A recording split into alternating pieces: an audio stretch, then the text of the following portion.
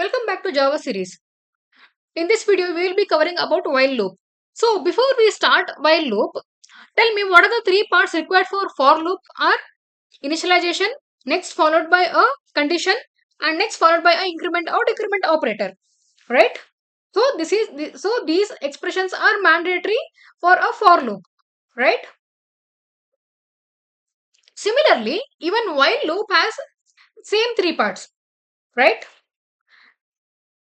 Same three parts like initialization, condition, and then followed by an increment or decrement operator. Now let me rearrange them. How will I rearrange them? First, I will take out the initialization part from for loop, right? Int I equals to 1. This is the first expression which I'll take out. After this, I'll take out the second expression, that is the condition. Clear? I'll make use of while keyword. I'll make use of a while keyword and I'll write the condition while I less than or equal to 5. Clear? Next, I'll open a braces and what I'll do, I will pick a statement. I will pick the statements within for loop. The statement within for loop is clear. Now, the last expression left is I plus plus, that is increment or decrement operator. Right? So, I will take out this expression from for loop and I will use it here. I plus plus. Clear? Now, let us run this.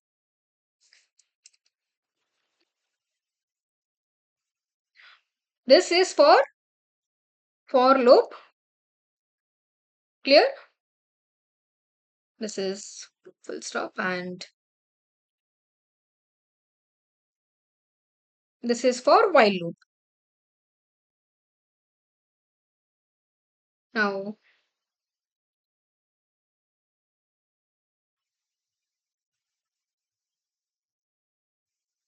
let us differentiate it. I'll just make use of this so that you won't get confused. Right? Now, let us run this. Now, take a look at the output. This is your for loop and this is your while loop. So, in both the iteration statement, you got the same output. For loop also, the number got printed from 1 to 5 and for while loop also, the number got printed from 1 to 5. So, exactly same output, right? They are just like a twins where they are identified by wearing different clothes, right? Similarly, here, both the loops are identified by syntax. Now, my question is, if for loop and while loop both produce the same output, then why do we need while loop? Do you get my question? So, let me give an example. Professor enters a hall and says, write your name 5 times on the board. So, you will go and write your name 5 times. After that, you will stop. Clear? Now, the next day, professor enters and he will tell, write your name on the board. He doesn't explicitly mention how many times you have to write. So, what will you do? You'll just keep on writing until professor tells you to stop. So, here it depends on professor. Clear? That is where while loop comes in. For example, in this case, I know how many times the iteration runs because I have specifically mentioned the condition I less than or equal to 5. So I can clearly tell this particular iteration will run for 5 times. But if I remove this, for example, professor told 5 times for a student to write his name. So he will start writing 5 times. But if professor does not tell the number of times, then how many times will the student write? They will keep on writing until professor tells to stop. So it depends on the situation. Here, situation will control the loop, not the number. That is where we use while loop. Clear? For example, if I ignore this, take a best example here, I will comment it out. Now, if I try running, just check what will happen.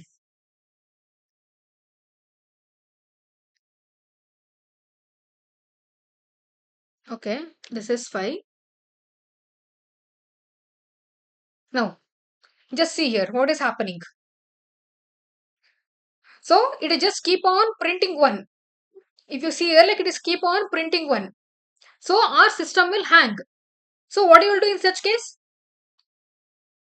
In such case, you have to specifically provide a operator or a condition where in such case, like you have to specifically provide. So you have to make sure that something inside the loop will push the condition to become false. Clear? So like here you saw 1 is getting printed n number of time, infinite number of time.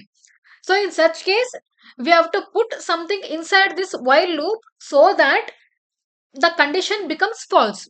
Now if I ignore, I mean if I comment it out, if I comment it out and I enter I plus plus, then this condition becomes false and finally the output gets printed.